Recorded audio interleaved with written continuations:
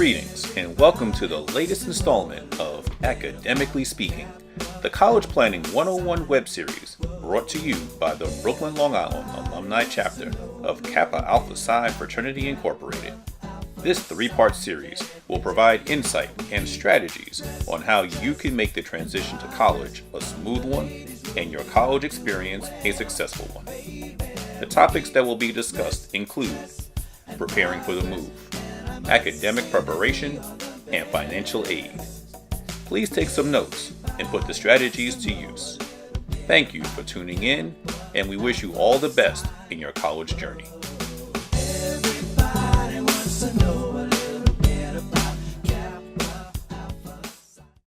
Welcome to the first installment of our web series, Academically Speaking. My name is Earl Fleury. I'm a member of the Brooklyn, Long Island Alumni chapter of Kappa Alpha Psi Fraternity Incorporated. I'm a spring 1996 initiate of this noble clan and a proud alumni of the Let's Go Mountaineers of West Virginia University. Congratulations to all my recent high school graduates who are planning to start their next journey. College will be the best experience you will have in your young lives. I'm here to talk about preparing you for that big day. That time is coming up really fast. So here are some tips and some insight and some knowledge to help you prepare for that move to your prospective institution as August and September approaches.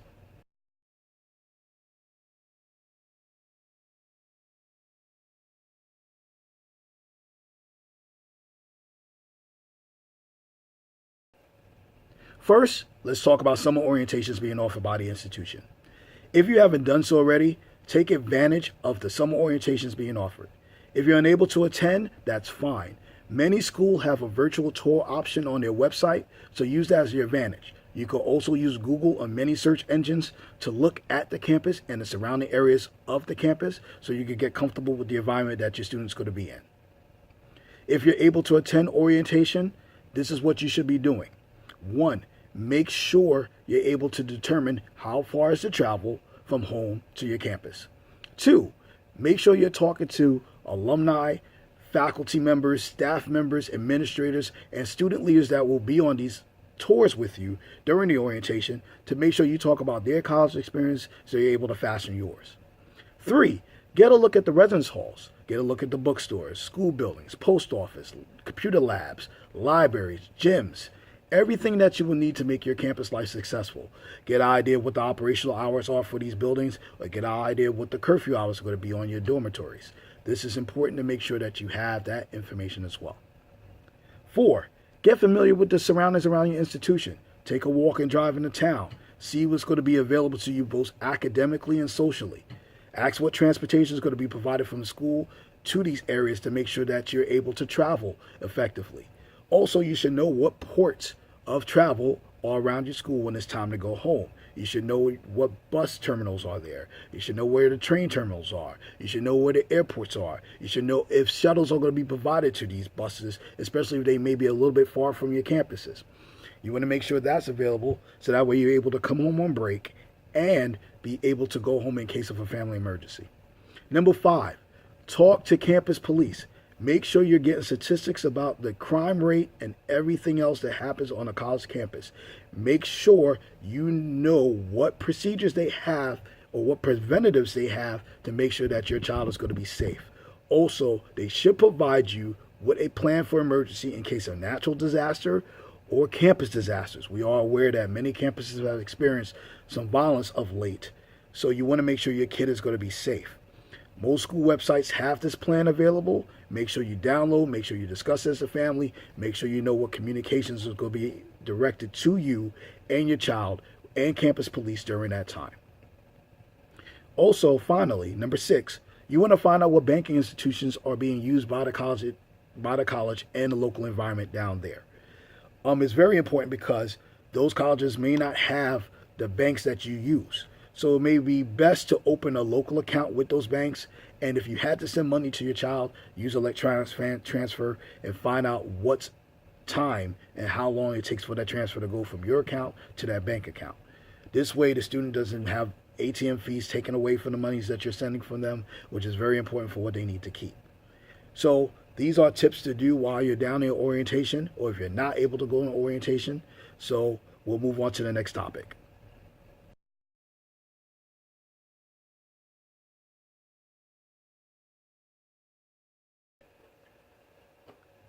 Now let's discuss what to bring on campus when it's time for the move.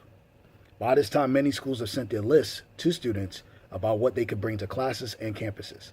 Some schools may have a mixture of old dorms versus new dorms. Old dorms may require you to bring a microwave, a refrigerator, a fan, a rug for the floor, as versus to the new dorms where they have all those conveniences so you don't have to spend as much. So find out where you're going to be and what those dorms look like. If you did not have a chance to attend an orientation, that's fine. You can always visit the school website and go to their virtual tour option to see what the dorms look like. Or you could call down to the school, speak to a residence life director, and get the information that you need. You should also prepare what season is going to be on your campus. Some schools are in a warm-based region. Some schools are in a cold-based region.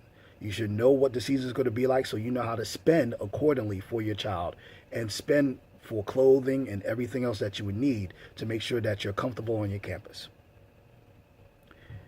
It's also important to remember a couple of things that may be on your list, that may not be on your list, but I'm going to make mention of it so that way if you can add it or subtract it, however you feel fit. Students should bring additional power strips or power cords, preferably 6 feet to 12 feet. Some dorms may only have like 3 outlets, and some of those outlets may be all over the place that may not provide reach to all what you really need to plug in. So you definitely want to make sure that you have that in the emergency, just in case. I would buy maybe like 3 strips just to have as an emergency. Invest in a portable printer. They're easy to carry, easy to put in your bag, especially for those nights where the computer labs and the library hours may be closed. You may have to do some work in the student commons, or do some work in your room, or do some work in your student area that will require you to print a paper. At least if you have a portable printer, many of them are Bluetooth. Many of them have like a chargeable battery that you can carry with you. So they're a worthwhile investment. They average between $70 to $150. So you should definitely do some research on that and see what you can get, but that's a worthwhile buy. Another thing to do is get a safety box, preferably an electronic lock box. Parents, it's time to turn over your IDs, your birth certificates, social security cards, passports, whatever important documents to your kids. At this point, the university is only going to deal with them as far as any relation to their admissions or financial aid, and they will not be contacting you unless they need something to verify. If your kids need these documents, they need to have it on them on their person. By having a lockbox, at least ensures that nobody's seeing them. They have a place where they can put them safely and everything else. Also, they could use this lockbox to store jewelry, gift cards, ATM cards, or anything they feel is valuable, especially if they plan to step out the room for a little bit. So this way they can make sure that they're secure. Do not make your lockbox known. You can keep it under your bed, keep it in your closet. Make sure that nobody knows of it. So that way you make sure that your property is being safe and sound. Next thing, students, bring business suits. Bring a formal wear with you. There's times where you may have interviews on campus. There's times you may have interviews off campus. There may be times you have an interview for an internship. You may travel, or your school or organization on the campus may have a formal event that you want to attend, and you should have those type of wares available to you at all times.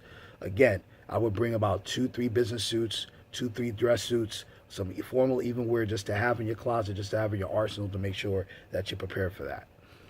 Also, get your community involved in your preparation for the move.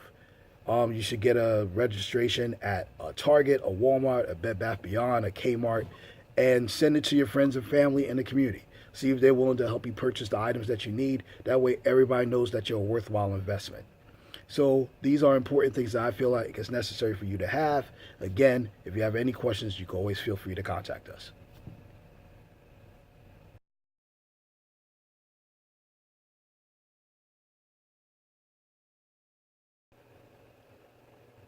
Next, let's talk about roommates. Use this time to get to know your roommate. Many campuses has already assigned roommates to you and provided their contacts. You should definitely take the time to reach out to them and get to know them prior to the move. This helps in developing a rapport with them before school starts. College dorms are not so big. Again, you may be in a double, a triple, or a quadruple. So getting to know the nuances of your roommate is very important. Use social media to contact them. Use FaceTime, Google Chat, Facebook, Instagram, Twitter, whatever you need to do to make sure you're getting to know your roommate. Also, as a word of advice, download the code of conduct of your dormitory, Share that with your upcoming roommate. Read it together before you get on campus. When you arrive, once you move in and meet your RA, you are going to sign a statement of agreement to make sure that you're following these rules. This way, when you get there, you're able to ask questions and make sure before you sign, you are cool and clear about what is going to happen moving into those dorms with your roommate. Make sure you have that done. So again, get to know your roommate. Next, representing the school. You are going to be representing the school. You're representing their brand. I encourage you and your families to go on the website and take a look at the code of conduct and any other school rules and regulations that they have. This way you're not blindsided if anything occurs. Remember, many schools have different religious beliefs, ethical standards, whatever, to conduct their campus life accordingly. So stay mindful in your relation of your attendance there. Again, make sure you are reading all the rules and regulations of that campus. Do not get caught out there and risk an expulsion or suspension or any type of stop to your academic career. It's not worth it.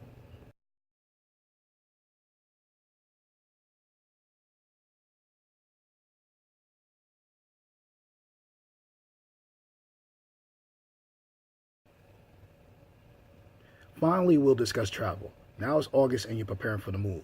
Now you realize time went so fast. It was just yesterday, it was graduation, it was prom, it was working during the summer, it was vacation, it was holidays, it was a whole bunch of fun in the sun.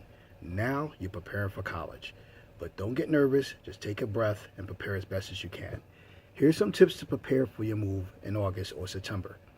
1, you should estimate how long the travel is going to be and also estimate the cost. You need to make sure that you're financially prepared for this trip. 2, know what size vehicle you're going to take down there, especially if you know that your trip is going to be much more than 2 hours. You should already have Googled, Waze, or prepared your GPS for the journey. My suggestion is to always print out a physical Google list of your route or get an atlas. You never know if you go into areas where your GPS signal may fail and you never want to get lost. So you want to have that as an emergency just in case. You should also know how many drivers you're going to have for the trip. If it's a trip over 2 hours, my suggestion is to have at least 2 drivers. You want to make sure somebody's able to cover each other, especially if you're trying to drive through the night to get to your campus. If you plan to rest, again, going back to the budget, make sure you have a budget for hotel, gas, tolls, rest stops, whatever you need to make sure you're comfortable for your trip. 2 things you need to remember. Try to arrive early when it's time to move in. If your school asks you to move, for example, on a Wednesday, try to get there Wednesday at least 2 hours prior to dorm arrival. You want to make sure that you're able to move in, use the dollies, move the elevator, get the keys, and get the spot that you want in your room. Rooms are first come, first serve.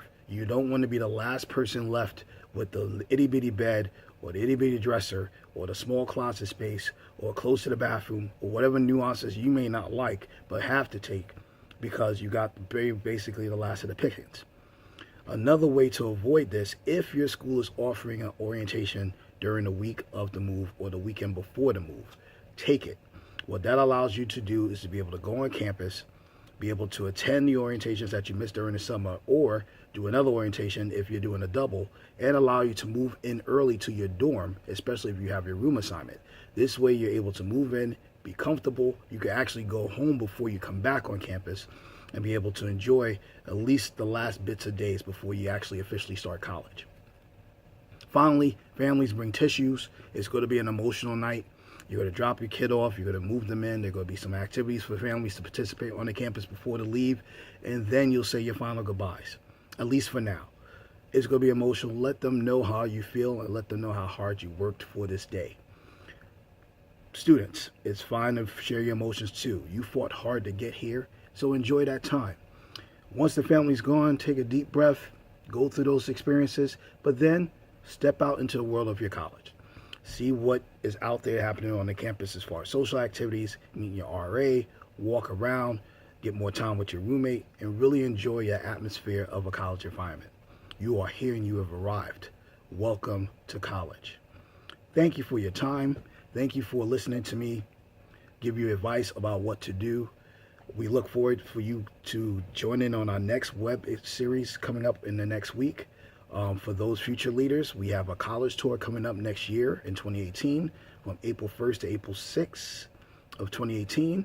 The flyer and the application is on our website, which is www.kapsibli.org. My name is Earl Fleury. I'm signing out, and I'll see you the next time. Thank you for tuning into this latest installment of Academically Speaking, the College Planning 101 web series brought to you by the Brooklyn, Long Island Alumni Chapter of Kappa Alpha Psi Fraternity Incorporated. We hope that you enjoyed this presentation and gained some valuable strategies to assist you through your college journey. We wish you the best and look forward to you viewing our next offering. Please visit our website, www.kapsibli.org, or follow us on Facebook, Instagram, and Twitter for all of the latest information concerning Brooklyn, Long Island alumni.